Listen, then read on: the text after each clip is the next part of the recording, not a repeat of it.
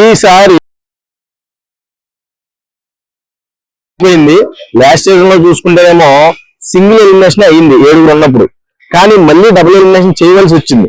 ఎందుకంటే దీనికి ఒక్కటే కారణం, అవినాష్ అనేవాడు కంటెండర్ అయి కూర్చున్నాడు.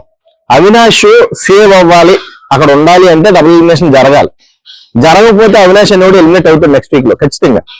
ఆల్రెడీ మనకి బిగ్ బాస్ చెప్పేశాడు this is the last nominations అని, కాబట్టి డబుల్ ఎలిమినేషన్ ఖచ్చితంగా ఉంటది. ఆల్రెడీ రోహిణి ఎలిమినేటెడ్, ఇంకా ఇంకో 3 క్యాండిడేట్లు ఉన్నారు, Nabeel and Prerana and Vishnupriya.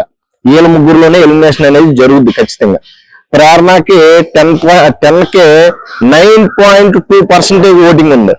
ఇక మన నబీల్ కి 9.3 ఉంది. ఇంకా విష్ణుప్రియకి అయితే 9 ఉంది. కాబట్టి దీన్ని బట్టి మీరు ఎవరు ఎలిమినేట్ అవుతారో మీకు అర్థమైపోయి ఉండాలి. ఈ వాటికి నాకు తెలిసినంత వరకు ప్రేరణ విష్ణుప్రియలో మధ్య ఖచ్చితంగా ఒకరైతే ఎలిమినేట్ అవుతారు.